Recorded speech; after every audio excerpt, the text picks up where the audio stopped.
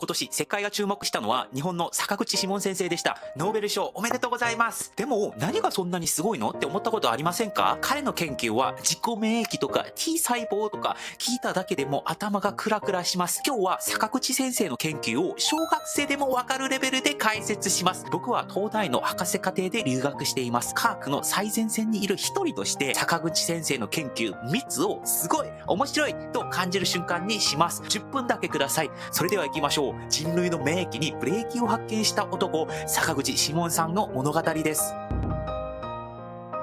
まず研究一つ目、免疫の暴走を止めるブレーキペダルの発見です。免疫って聞いたことありますよね。自分の体においてまるで街を守る警察者のような存在です。ウイルスや細菌といった不審者を見つけてはバシッと退治してくれます。でももしその警察者が暴走して市民に直撃し始めたらどうなるでしょう。これが免疫が暴走して自分自身を攻撃するという自己免疫という現象です。1977年医学部を卒業したばかりの坂口先生はこう考えました。どうして免疫は自分の体を攻撃するだろう。そんな中、マウスの胸腺を取り除くと自分の体を攻撃するという報告がありました。坂口先生はここに強いヒントを感じます。胸腺に自分自身への攻撃を止める何かがあるのではと、彼は何百匹ものマウスを使い地道な実験を何年も続けました。そしてある日、ついに奇跡が起きます。胸腺を取ったマウスに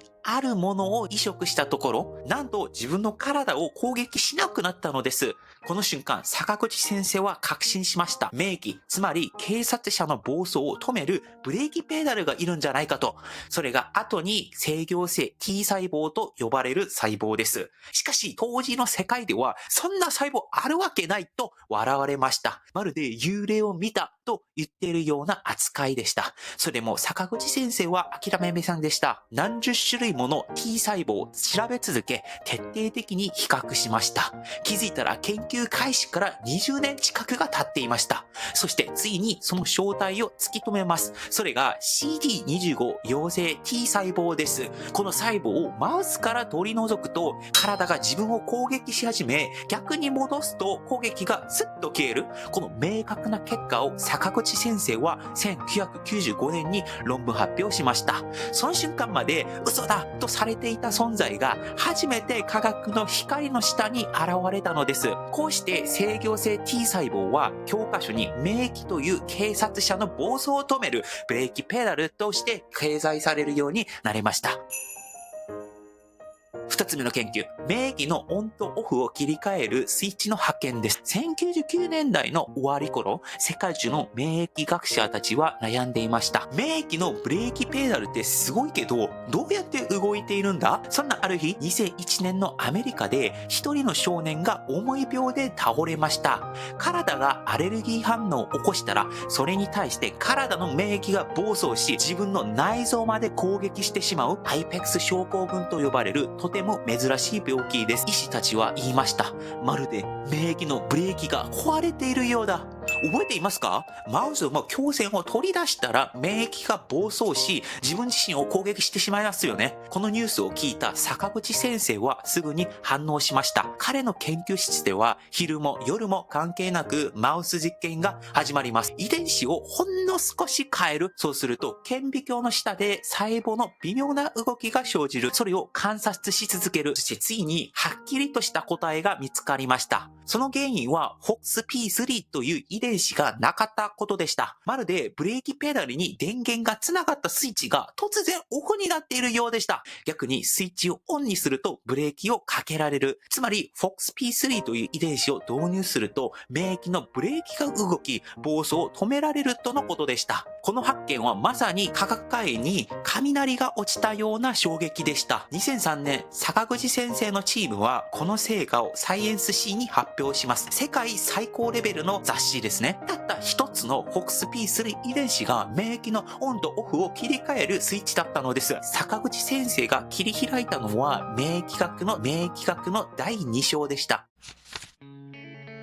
3つ目の研究いきます。免疫の研究ができる仮想世界の確率です。坂口志門先生の物語にはもう一つの名脇役が登場します。その名は SKG マウス。見た目は普通のマウス。でもその体の中では驚くべきドラマが起きていました。2000年代初頭、ある日、坂口先生の飼育室で一匹のマウスが不思議な動きを見せました。足を引きずり関節が腫れていたのです。まるで人間の関節リウマチという病のようにですね。研究チームが徹底的に調べると、このマウスの体内に偶然の傷があることが分かりました。体が外敵を感知するセンサー遺伝子 JAP70、 このセンサーが故障していたのです。つまりこのマウスの免疫システムは敵と味方のセンサー機能を見失っていたようなものですね。しかも驚くべきことに免疫のブレーキ薬制御性 T 細胞の動きも弱まっていました。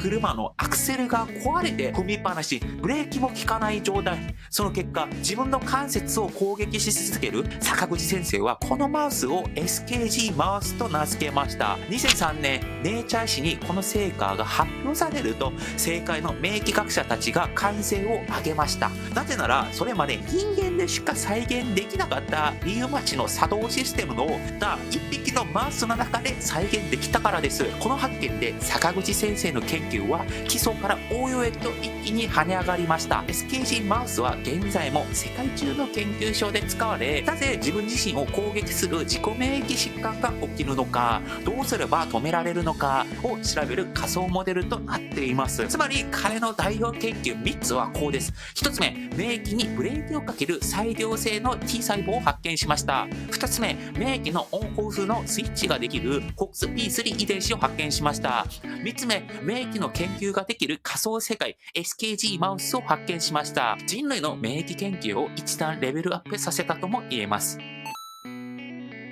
最後にとても重要な話をしたいと思います。坂口先生が制御性 T 細胞を発見するまでに実は20年間かかりました。20年なんですよ。子供が生まれて大人になるほどの時間です。その間、世界中の研究者からそんな細胞あるわけない。あなたの夢を見ていると笑われました。論文を出しても信じてもらえず、研究費が途切れかけたこともあった。でも先生と研究室の学生たちは諦めなかった。黙々とただ実験台の前に立ち続けた。そして20年後、世界は彼の正しさを知り、人類の免疫にブレーキがあることを見つけたのです。僕はこの物語を聞いて涙が出そうになりました。僕も留学生として日本で挑戦する中で何度も心が折れそうになった。大学1年生の時に飲み会に行ったら日本語が話せなくて3時間ぐらい透明人間扱いをされたことがあります。大学4年生の時にコロナ禍で大学院試験を準備していた頃、半年も3畳の部屋に一人でこもって黙々勉強していました。でもその時諦めたら多分今ここで僕は喋っていなかったはずだと思います。